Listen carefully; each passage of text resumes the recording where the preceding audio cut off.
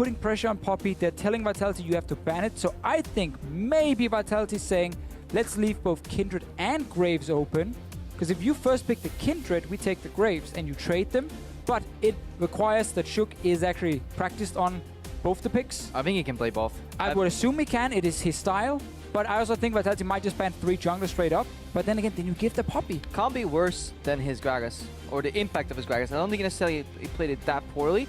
The Varus ban now comes out for Fnatic. That's normal. It's just the Azir counter on blue side. We see Nidalee, which is the staple purple side. I think the last ban from Vitality should still be the Poppy, though. That's one thing. You can't let it do. Regardless of what happens, Poppy doesn't hit the table at all. So this is what's happening now, is what you just mentioned. By potentially leaving Graves open, you leave Graves and Kindred. Yeah. It means, no, they're not gonna leave Poppy open with it, because then they first pick Poppy. They want Nautilus on the next rotation, so they want to force Fnatic to not choose Nautilus, and then that was spot on. I'm actually surprised. Yeah, and then they go for like Kindred later on. They get the Nautilus right here. Nautilus Sivir could be a really good early rotation here for Vitality, and suddenly Fnatic have to dip into the tank pool and find something else. Yeah, definitely 100% Sivir pick coming, but this is again. Graves is such a strong pick for Spirit, spamming it in solo queue over and over and over. And with them leaving both the junglers, they basically said, okay, if you first pick the Kindred, we take the Graves and we're happy. We need to see if Shook wants to play Kindred. We would assume he wants to play it. Alistar takeaway. Kasing is normally not an Alistar player. Yeah, so that means Vitality want Gamsu on the Nautilus, because he's almost guaranteed to play this champion. So they want to play like the Echo into it or something, have the answer ready, and play a kind of a blitzkrieg, kind of Zerg composition with the Sivir. Or could we see a Rise coming top? in? Lissandra top is technically... Lissandra top is something that's kind of died out, and I definitely don't expect Capucha to play it, but Rise top, Nautilus? Rise top has just come in as a good pick against these tanks, obviously. We're wondering about Rise potentially coming in today. I wonder if it is an option. It might just be an Echo pick coming in top again. For Copper Shot. There's always Rammus available too. True. Because right now you have the 80 jungler, you have the 80 bot, the Jhin, and then if we don't see the Azir come out, Rammus could be a good pick. They locked it. Jhin once again. Reckless is doubling down. Yeah, again, you kind of have to. When Sivir gets taken, then Jhin in this matchup has become the tier 2 pick, and then Kalista is further down. Haven't seen her all day. Kalista used to be very strong against Sivir lanes, but she's been nerfed enough that the advantage she gets in lane isn't worth it anymore, because when she exits the laning phase, without a support and without near her, she's forced to rush the Hurricane, and she's still mediocre wave clear. It just doesn't work well enough. Also, Fnatic, I think, works better with Jhin. On the side of Vitality, still puzzling over what they go next. With that Varus ban, though. Ooh, it's going to be Jace top? The Jace is could be. It's definitely an option. Again, against these tanks here, it's very hard for them to kill the Jace, to give a bit of a free farm lane. Probably will still be pushed in slightly early on by the Nautilus, but I want to see what we get top lane here. I feel like you can pick the top lane matchup, even though Nautilus technically can be flexed to support now that Alistar's being picked away. Gragas top lane is an option as well, something we have seen both in LPL and LCK. He actually has a very strong laning phase against a lot of the tanks. So and they take it. Oh, wow. That is going to be it. And Capucha is also a very old school Gragas top player. Innovating Locket style. Hey, I mean, he tried it out a few times in the LCS. Decent success, but this is a pick which, again, LPL and LCK has used as a top lane, and it used Gragas as a flex. Yeah. You still get a lot of the good benefits from him, a strong frontline tank, able to body slam engage on the likes of Jhin. I wonder if Fnatic was planning the blind Xerath here that they hovered earlier as just a potential poke comp, you know. Graves, Jhin, Xerath could have really good siege. I think you can just go Lissandra here, honestly, and just play the 1-3-1 again with double TP. Nice predict, man. I mean, that was pretty obvious. Yeah, that was good though. That was kind of... I kind of forgot she existed. I don't know why I had to start talking about Xerath when I absolutely adore Lissandra as a You just let it go. That was it, man. Yep. Just let it go. God damn it. Right back to it. All right, so they round out with the Thresh as well, though. I don't like the Thresh at all. Yeah, tell me why. I mean, like, who are you going to hook here? Like, the tank, the Elise with the Repel, the Sivir Spell Shield. I think Klai is going to suffer the exact same fate Kasing had in the first 2 games. You're going to walk up, hit or miss hook, and just get blown up immediately. Definitely seems like Fnatic are going back to strong lanes and like play really aggressive early on in the 2v2 lane, but lane swapping is very likely coming in from Vitality. In that case, also, again, the Nautilus has very strong early game. GP from Nukeduck a lot of debate on Twitter after last game when was GP a good pick into Azir? Technically not. And he made it work. But he made it work. Obviously, did lose mid tower, but he went very early to side lane. And I think this is more for Vitality saying we want to have double TP again. Yeah, and this is the first game in the series where we have double TP facing off against double TP. The one difference here is there's an extra global on the side of Vitality. So this should be a very fascinating game to see with the early edge definitely going to Fnatic, I feel. But I'm not even that sure about it. They just have, both teams have a pretty disgusting mid-game spike here. A lot of points in the game where the mid-game base damages are still relevant and so much CC. I definitely give the early game to Fnatic if it's standard lanes. Early push definitely. Nautilus, 2v2 obviously with the Jhin Thresh. There is a chance, or high chance, we probably see Vitality try and opt into a lane swap, but you can match it if you are Fnatic or try to. Very interested to see this Gragas top lane for Copper Shot, because it is a fairly strong pick into tanks in the 1v1, but also just the ability to engage fights with Body Slam Flash and just stacking like full tank on this Gragas is a very, very strong Sivir makes line. it easier though. She does makes it easier. It's also about Nuke Dog on this Gangplank, because he had a fantastic impact in the last one. Very, very, very comfortable Vitality have been. And now with one game in the books, will they even the score here? If you think so, hashtag VIT win at LOL Esports. If you think Fnatic are going to close this one out, hashtag FNC win. Will this be the final game? We'll have to find out as we load up on a Summoner's Rift. All right. Here we are. And here we are. No Azir, boys, after losing He 3 can't games. lose. Girls. And again, true. I still don't even think it's just Azir itself. It's just how much focus the teams put on it with the bans. It's gone. Let it go. And these Fish picks up. around, you know, now they're Just getting let it go. no longer getting Azir. No longer have to worry about picking around We're it. not holding back anymore. So Neither is Vitality. Vitality actually, they're not going for the 50-50 lane swap where they just guess at the start. They're actually going for the good old school play where you invade, put division, and you kind of make it impossible for Fnatic to match. So there's a good chance that we have at least Vitality come out here with the edge in the top lane. Yeah, and because Fnatic didn't sit on the tower on top side with the AD carry support, it's going to be very hard for them not to be spotted. One thing you can do, Are they on a ward? one thing you Oh, can yeah. do is actually walk by the ward here on bottom side as their dual lane of Fnatic. And once you get to No, this Fnatic can run entrance bot. to blue buff, yeah, but like what they could have done, like walk up, be spotted by the first ward, and then actually just turn in the jungle and walk straight to mid lane and down towards bottom lane. Won't be needed because they are staying on bot side. Vitality based on ward, which generally means that Fnatic thinks that Vitality bot lane is going to go bot, but Vitality are taking double insurance here by sending their bot lane mid. Okay, nobody shows on these wards. Okay, we go top. So they take a slower approach to guarantee the lane swap 100%.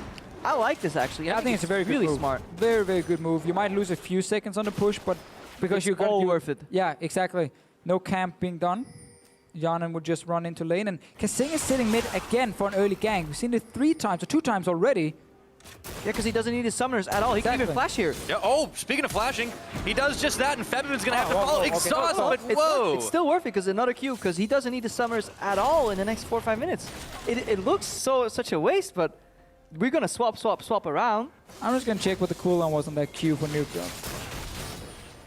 I mean, Nuke Duck he's going to give Febin I mean, such you a have hard to, time you have now to as low guess as he is. whether Kasing knew the cooldown though. That's true. So- That's true. Because right now, Nuke Dog could actually just hit one more Q and walk away, but Exhaust slowed it down. Fair enough. Well, he does hit one more Q and walk away. Maybe it is After again the sending fact. a message. I don't need this summoner. It's like, you see this exhaust? I throw it at you. I don't need it. All right, Vitality, Fnatic settle into the good old 3v0 swapperoo. And we'll see some fast pushing on the towers and non-aggression. Vitality pretty happy with the way things are turning out so far. Yeah, and Fnatic actually pushed on second wave without their top laner. So they had a hard time keeping these creeps there because the Yamsu had to path all the way over. And Vitality at least had their top laner there earlier, so they were very prepared for this lane swap. Yeah, and you can sometimes call in your jungler here to match up, but it doesn't really happen often on the first tier 1 because... Second one it usually does. Yeah, exactly. He's busy doing his camp. He wants the Rift Scuttler. He doesn't really want to give up too much. Fnatic will take down tower. Almost the same timing as Vitality on top side, so no massive advantage just yet from either team. Gamsu will get it down with one more hit. things are all about even. A bit later recall, obviously, again from Fnatic, but we are talking just 1 to 2 seconds at max. And a slightly worse ward. I mean, we're literally nitpicking here, but that's what lane swaps have revolted into. The ward in the lane that's going to spot Yarnan isn't as deep as Fnatic would like. So they have a later reaction from Gamsu, so that it essentially costs him like 3 CS. And the very standard call buy as an AD carry. Look, he shows up. Double Dorans doesn't really exist anymore as AD carries, so you just go for the call instead. It is much better with the extra farm. But look at the way this mid lane has evolved. Normally, Feminine would just AFK shove, but with the additional sustain advantage from Corruption Potion and the early force in level 1 with the summoners, he's now winning this lane that he's supposed to massively lose in terms of push. And also their OP-ness of Grasp with the Undying, adding in a bit of extra damage and sustain for Nuke Dog. Yep.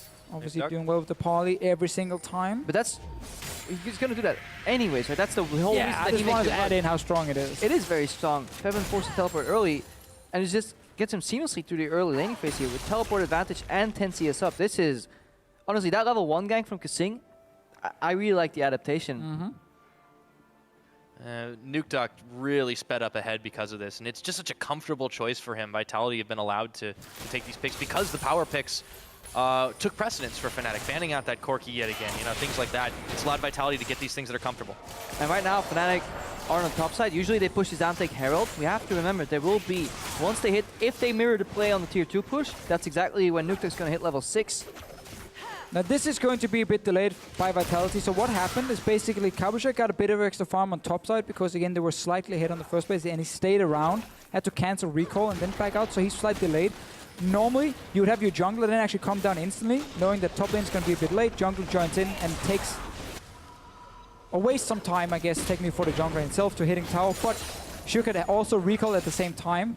So they got slightly later to tower, but again, it should be very even in the timing because they need these minions to die around them, so there shouldn't be any big advantage just yet. What Fnatic likes to do with Rift Herald is a little bit different compared to other teams. They like to take it with the AD carry and then give it over to AD carry. And the reason they give it to AD carry is because he then gets a faster recall time. And a quicker push. Quicker push because he will buff the minions and of course the extra movement speed getting to the wave. So he will recall slightly later. You can see Rex here taking recall. Look at Sivir on your minimap already at the inhib tower. So she's ahead right now. But because you get the Rift Herald, you're now faster with movement speed. And once you get to the wave, you will buff it up and it will actually push in faster. So this speeds up the play, how fast you take the Rift Herald and how fast you can push in. Compared to if you gave it to your jungler, he went into his jungle and yada yada yada and then he went bot lane. And that faster farm should help to speed up Reckless's growth in this one. Big problem that Fnatic had last game was unable to unlock the Jhin. And Vitality were pretty keen on shutting it down, knowing what Reckless can do on it. I mean, this is the point of the game, though, where he's now level 6. He has access to Cannon Barrage. So let's see if these teams have factored that in.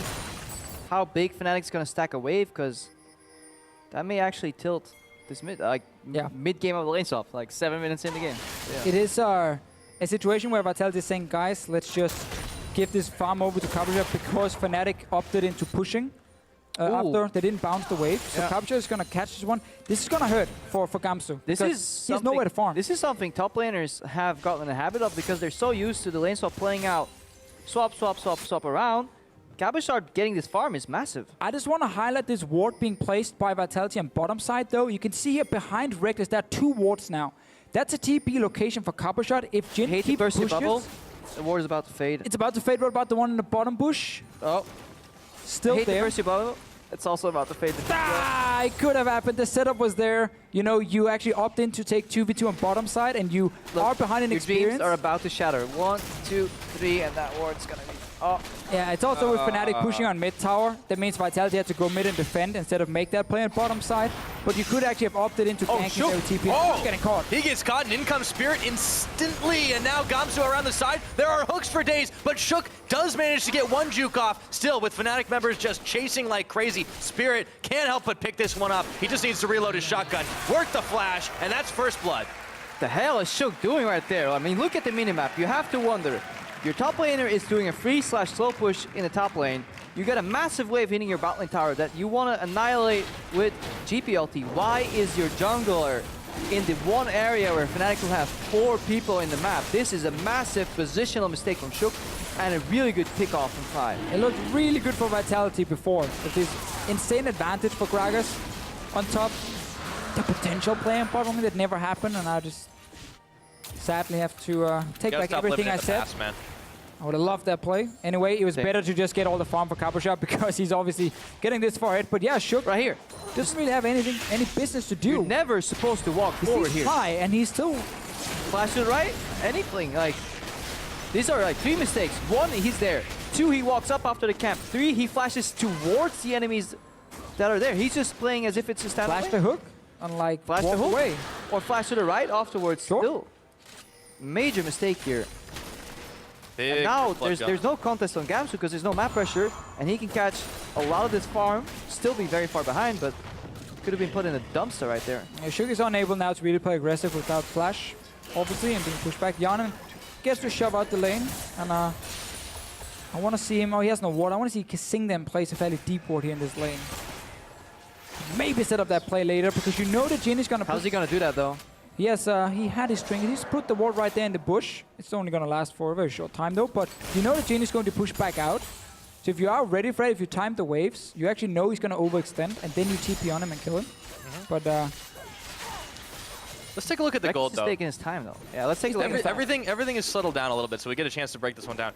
So Spirit has a big advantage over Shook because he picked up that kill, and he also had a pretty serious farm advantage, being able to roam around with Fnatic. But the rest of the team is actually not doing quite so hot, mostly because for Cabochard, he was able to catch that big one on the top side. You could see Reckless has been kind of running left, right, and center to try to pick things up, and Nuke Duck had been punishing Febevin since the level 2. And the worst part for Fnatic was that when they pushed in that wave, it kind of felt like they said, we actually want to push this one in and try and get standard lanes because there's a Gangplank ulti. We don't want to take the mirror and then have GP ulting in. But even then, I think you can actually let him clear one wave and wait for next wave if you are very fired up to play with Rift Herald. In order to do that, you had to bounce the wave though, because then Vitality had to send the AD carry support on top side, and you'll be able to mirror for tier 2. But instead, Cabochard gets all the farm. But instead, we'll see how Fnatic react, and that's also something you have to do in this series. Sometimes you make mistakes, and you have to adapt on the fly, and Fnatic did that. They caught out Shook when he made a mistake, and so far they have been the smarter split-second decision-making team. See if they can keep that up and take the match. Hey, you said it yourself, Kruppo. I mean, this is a team that shows up for matches, shows up for big games. They have so much more experience in doing it. And, I mean, all those games that I Let me explain. everything. The only reason, All right, let's go back to it. the only reason we brought that up, because it's been an argument that has been tilting the official the entire week in the office when our producers like, guys, Fnatic, they show up in playoffs, just like Bayern Munich. Ah, you spoiled it. The problem is he's saying the name Fnatic is showing up. I'm saying it's the players showing up. Something happens when you put on that jersey to fit, And if you Joe. took these 5 players and put them on another team, they would still show up because it's the players. Yeah.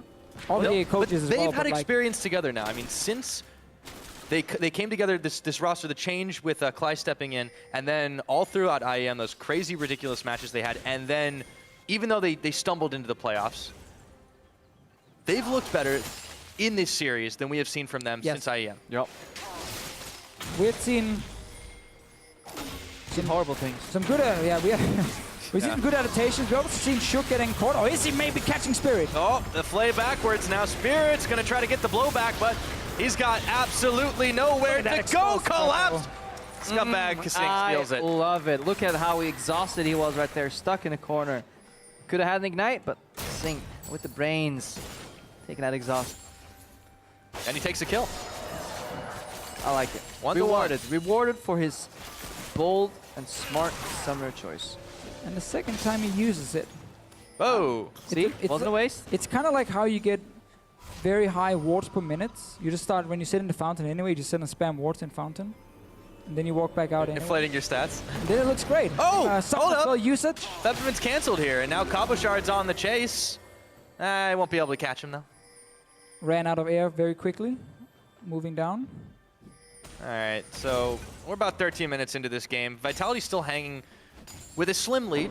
The gold really hasn't made too much of a difference with the 2-2 in towers and the 1 dragon in Fnatic's back pocket. But you guys said earlier, we were talking about this mid-game power spike that is been still coming. But look, Both teams. how Febevin got punished a little bit early. He has a good overall run of ages. 13 minutes in, 1 stack right now. But look at Nuke Duck already. He already has Triforce in a matchup that he should be dominating. He is up CS and probably has a lot of gold from his passive.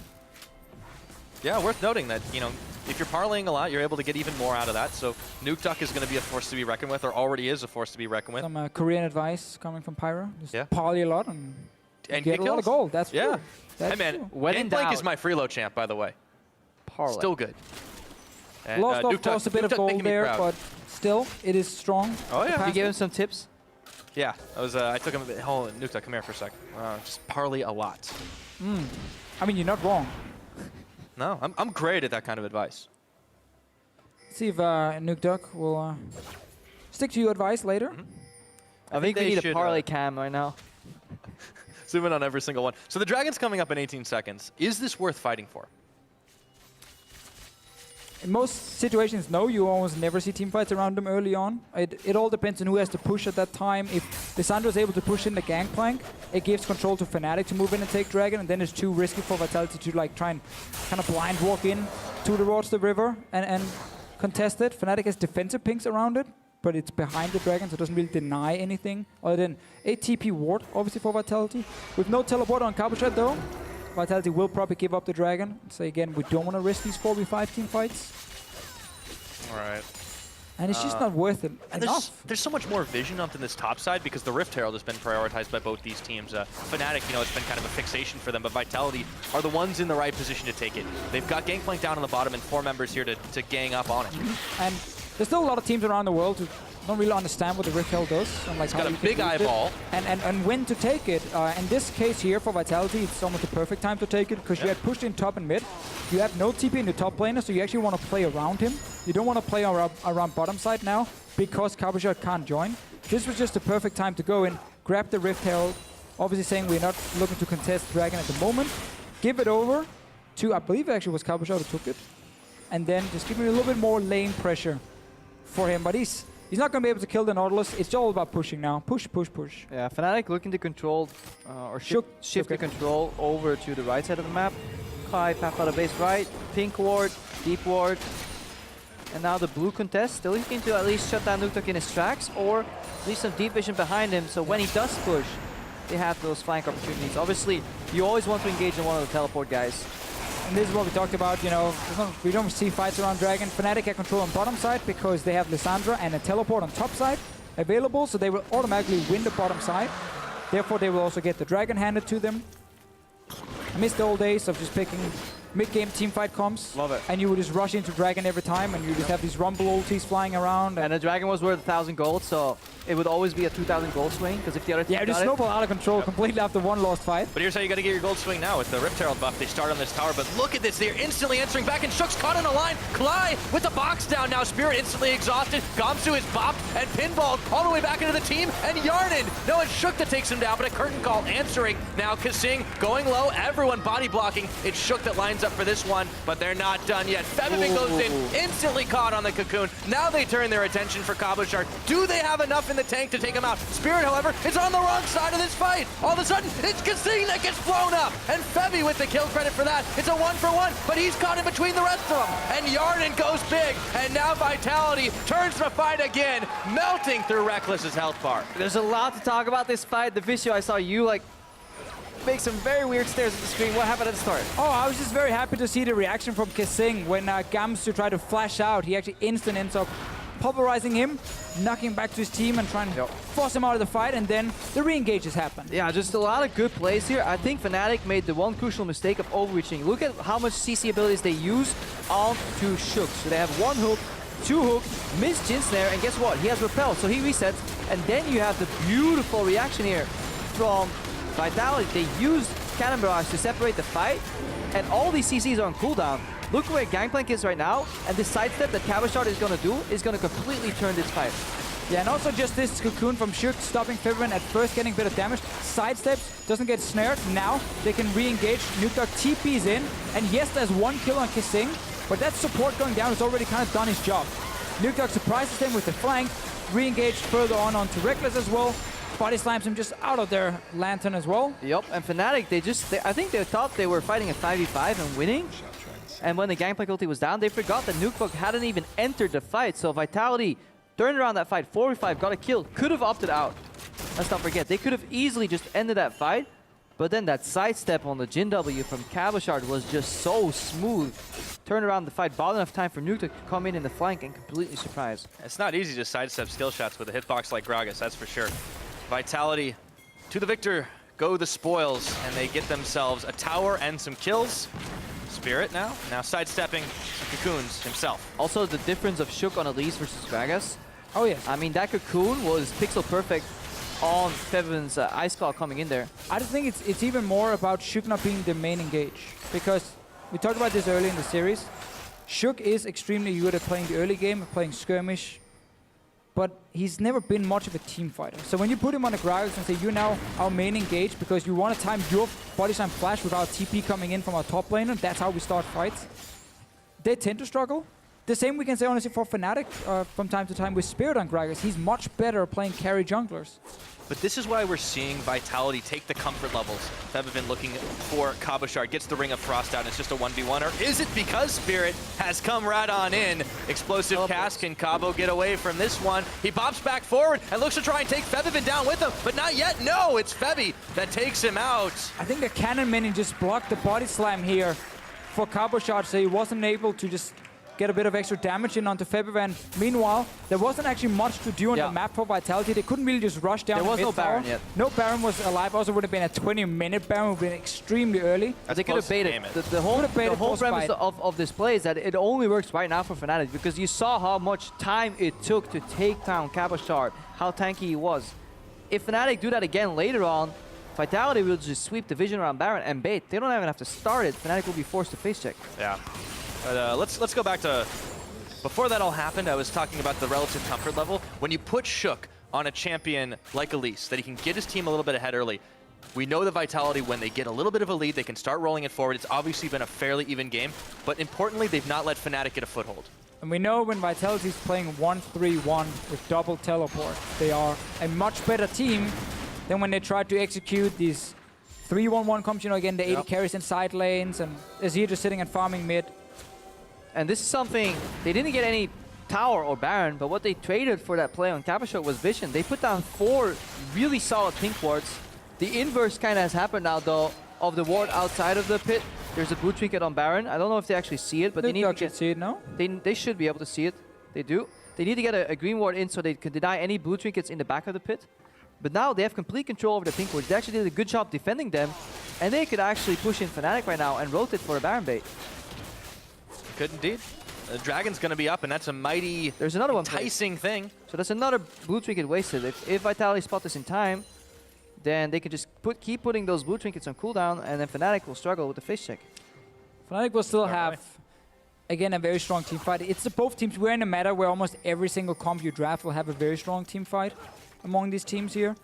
But it's so much, again, about who gets the proper flank. Because when everything is about teleports and big tanks TPing in behind you, there's such a big difference if he can TP in and actually dash straight to the enemy AD carry and force that AD carry to only hit him. Or if he has to like run head first towards him, you get chunked out, the AD carry can get to hit other targets. That's why this vision is so key around the Baron. I think we're going to see the bait right now. Dragon's about to spawn, so Fnatic is leaning a bit towards it. The last blue trinket gets used right now, and there's going to be face checks here, but is Vitality in a position to punish? They are, because teleport comes in mid lane. There it comes, and they are just bailing out Spirit and Clyde now. Running away, but Cabo flashes forward, barrels up. Spirit, however, is going to be able to dash to freedom.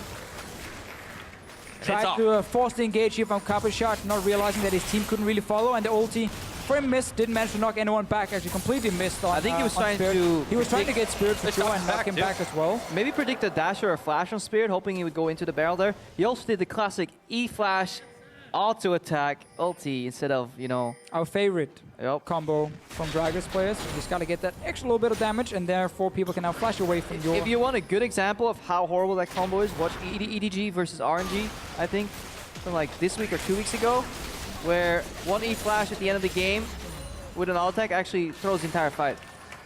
Weaving in that auto, cost them the entire team fight. So kids, just do ER. And that extended play cost Vitality in the end, 1 tower. Dragon now being pinged out, and Vitality aren't in a position to try and capitalize for the Baron, so this one should go over Fnatic's favor. And that's the thing, like, Vitality has had control around Baron, and it is a correct play, full vision of it, and you set up that TP play. Problem is, when a TP happens, it's very forced. They could have waited. A TP straight in the middle lane against one target, and then the team couldn't even follow properly. You had to dash like body slam flash over. This means that again it kind of slows down Vitality for a few more minutes. 3 dragons now for Fnatic. We are probably in a game that will at least last 15 minutes more. And then suddenly 5 dragons. Gotta give props to the Cly. He used Lantern Flash there. Kept the level head, knew that just Lantern wasn't enough to keep his jungler out of harm's way, and he bought enough time. And this is a bit like going back a few games where Vitality were in that situation where they were setting up Barons as well, and they needed a proper engage to kind of really snowball the game. They went too quick. They forced it a little bit too much, and therefore didn't gain anything. Fnatic bought a lot of time by surviving that first engage. And it's the same now, because Cabochard, look at him on your minimap. He's actually running around the mid lane with the team. So now you have that situation where he's engaging head first. And it's a lot easier to flash out of the way then, or set up a lantern, or just not get caught. Just not get caught, obviously. And it's only Nuke really applying side lane pressure at the moment. I think Vitality may actually look to kind of bait Fnatic into believing that they're always going for Baron, and then eventually rotate to that bot tier 2. That could have been a play we see them making. They need more pink wards down right now, though. They have them in their inventory. They need one outside of the Baron pit so they can spot that ward on your left. I think it may be just out of vision. And then they need a green ward in the pit so they see these nasty little blue trinket wards. They spot the ward right now. So they have a bait right now. This is vision advantage Vitality. Can they capitalize? Reckless is the one who's got the blue trinket. Oh, they're doing the corner bait here. The other here. one's coming back up. Okay. They're waiting for the 2 blue trinkets to be used, clear them, and then clear them again. And once both are on cooldown, they can actually start the Baron. They have Sivir Rush too. It entirely changes the dynamic of Baron baiting, because you can let them come pretty close, just pop Sivir ulti and then rush out. They're doing the right thing. Again, push out your wave right here, because if Fnatic call the bluff, suddenly your mid towers are gone. Right now, Vitality in a fantastic position. Yeah, but Nukeduck's backed out. Fnatic know this has happened, and they can start taking the chance to clear these wards out. Nukeduck wanted to recall to go catch the wave on bottom side. Yeah. Again, this is another thing we have seen where the teleport users from Vitality actually leaving their lanes very early and running to save the teleport. It's a bit of a greedy play, because what ends up happening is once you get to the destination, if you can't make a play instantly, you have to recall and actually go back and catch that wave you just left, because obviously the other teleport member from the other team is going to push it up, and now you just end up losing more time and pressure. But if you're Vitality and you set up this play and then you don't pull the trigger, why even bother to do it in the first place if you're not actually going to use that bait to punish Fnatic? Maybe they're just so afraid of Fnatic's teamfight strength at this point in the game and they want more scaling, but they lost so much time on the map because all the resources were devoted to that Baron bait. They set up for literally 4 minutes straight, and then you know what? I think I won bot wave. I'm going to quote Gene Wilder here. They get nothing. And Fnatic can breathe a sigh of relief. They've got a very, very close gold game here as the baits continue to travel back and forth, but sideways, just absolutely so important, but these guys are just holding onto their teleports. Both teams, it seems like they're anticipating having to fight a pretty epic battle pretty soon. Yeah, it will be a bit like game 1, where it's a lot about just playing side lanes and pushing minions more than anything. It's very small details, if a team is messing up. If you play it very safe and you don't try and take any risks, you get these kind of games where teams are just kind of shooting waves to each other, and then it ends up in these big team fights around Baron. Scaling is opposite though, because this time Vitality have the better scaling. Game 1, they got outscaled by Fnatic and they weren't using their control well enough. Fnatic do get outscaled in the late game.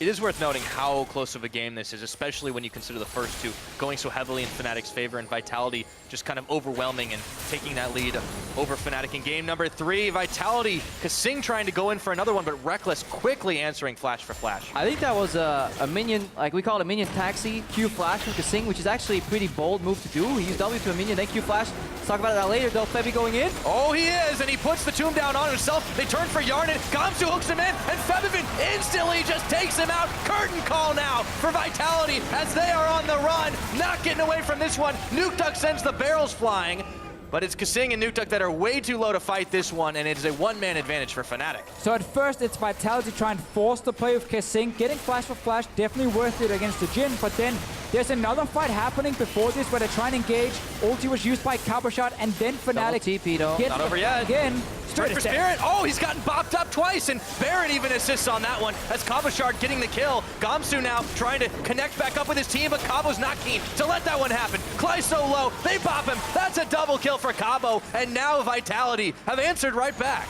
Yeah, and it all goes back to cooldown usage. When everything is on cooldown, Fnatic is just way weaker. They really utilize their cooldowns well, though. They understand the power of that Jhin Deadly Flourish. Febiven goes in, says tag your it to Hjarnan. Deadly Flourish comes in from over 2,000 range. Right now, Vitality, they lost that initial fight, but then double TP came in.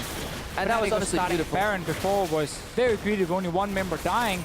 But Vitality not doing exactly the same. They're pretty low. Yeah, but they turned for Gamsu. He's going in now, and he's just isolated, trying to stay alive, but he was bopped back, and now Hjarnan picks him up, but instantly they turn it around, and Febiven has a massive ultimate. Shook dancing spider shoes away from that ultimate. Febby going low, but Cabo can't quite finish him off, and Reckless with the flourish answers with a kill.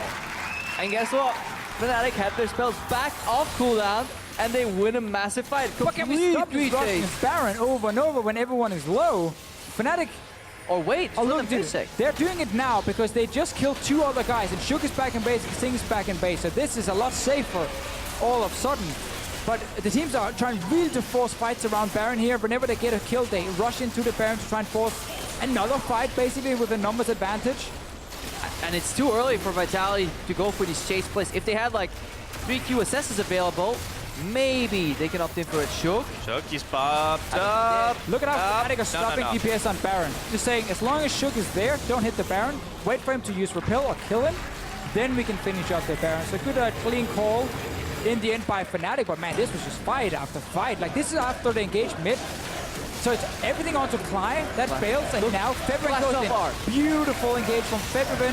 Because Hjarnan used Spell Shield himself, but he completely got mind games because Febiven just tagged him with the damage. Spell Shield ran out, Deadly Flourish comes in.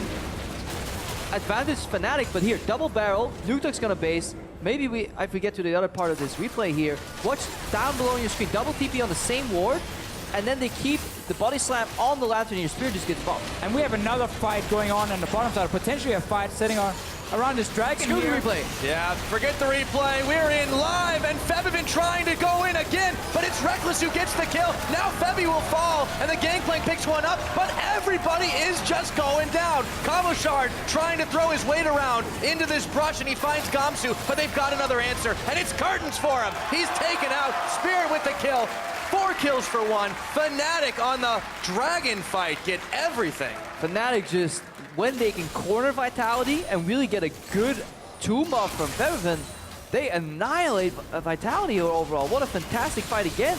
And we just have to wonder, how did Vitality get in this position? Probably by giving up so many early dragons, because they likely just forced to defend that dragon way too hard. Exactly, like again, Vitality were playing a lot more around top side of the map, didn't want to play around this Jhin lane, and then also here, after the Baron recalls from Fnatic, Vitality said, we have to try and rush this dragon soon because we are losing more and more dragons. It's still alive, by the way. It didn't die before. It just ended up being a big team fight. They didn't need it. They got themselves an inhibitor turret. They'll get themselves an inner right here with Spirit. Fnatic, they won those 2 first games in style. If they can take this one away, the 3-1 victory, they're going to Rotterdam on the back of it. Definitely so. Semi-final first for Fnatic if they manage to win. Yep, Spirit. Oh, he's going to get caught right now.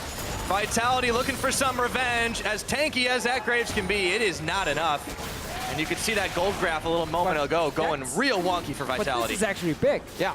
Because Spirit, first of all, had absolutely no reason to stay there. One more wave. And get caught up. Of course, yeah, you need one more wave. But now this actually gives a dragon for Vitality, meaning they stop the potential 5 dragons from happening as fast as they otherwise would. Wait out the rest to clear out your wave. So this is the fight around dragon itself. Great engage again coming in. Febiven uses offensive ulti and then pops Hourglass himself. Yeah, but look at where they're fighting here. Febiven, because he uses offensive ulti, it goes bang in the choke point, and you don't want to find a Lissandra comp in a choke point if Jhin is behind the choke point. Not only just Lissandra, add in a Graves as well. Spirit is just in the face of Hjarnan instantly in these fights here. And this Bruiser Graves, as an AD carry, you can't really duel him properly. Oh, that build, Maul. Phantom Dance and more stairs. I mean, he's a tank. Well, look at how long it took him to take them down with just 4 of them on him. I mean, it was pretty ridiculous. Baron's run out, but that was a pretty solid power play for Fnatic, and they've got themselves 5,000 gold in the lead, a half-dead inhibitor in the mid. But every fight Vitality have lost so far is them stepping too far forward, allowing Fnatic to kind of blitzkrieg over them. If they keep their distance with the QSS, with the orange from Nukeduck, they can kind of prevent that Tomb from happening and then just kite away backwards, and they should be able to win these fights. I think some of the calls from Vitality has been a little bit too aggressive, maybe, because they engaged mid lane we talked about with TP from Copper Shot. Very, very unlikely it's going to work, and let's see what happens here. Yeah, they pop him right back in. Look at all those shields, but is it going to be enough here as Kabashard trying to disrupt the backline here, throwing the barrel out. Spirit is actually going to walk away, and Kabashard's going to have to dash. And look at those health bars! Oh my lord! Fnatic are coming up huge, and Vitality are going to go down 33.5 minutes, and that might just be it. That's it. Fnatic is going to Rotterdam here. 40 seconds to death timers. Only Kasing spawns in 25. Idun's already down. The wave is coming. Fnatic might have been doubted coming into today, the number 6 seed in the playoffs, but after an incredible showing, 3 out of 4 games, Nexus turrets are all that remain, and these guys will be going. We'll see them in Rotterdam, and I cannot wait.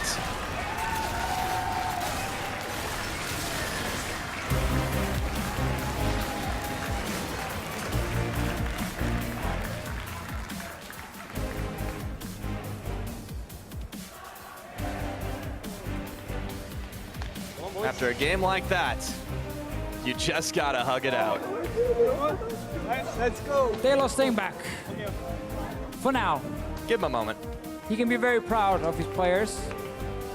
Yeah. Good pick and bans also coming in from Fnatic. Good adaptations. I like the fact that we No more music for Daylor.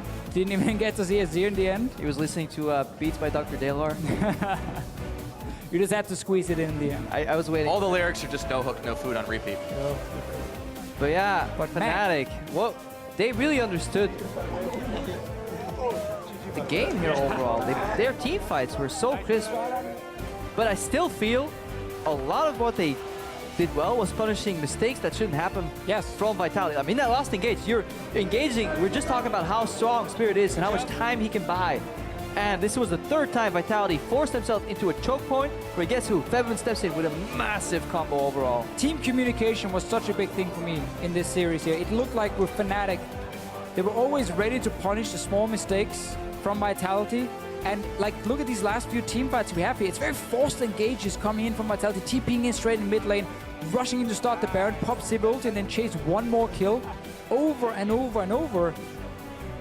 And as a team, Vitality were weaker than Fnatic. We can then talk about individual players here and there. Febivan had a fantastic series, obviously, in the mid lane for himself.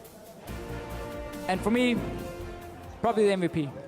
You've got to win as a team. And as you said, Fnatic were the better team in 3 out of 4 games. They absolutely punished those mistakes that, I agree, Vitality should not have made. But they did. If you can't perform in the playoffs, you can't perform on a big stage. And that's a problem now for Vitality.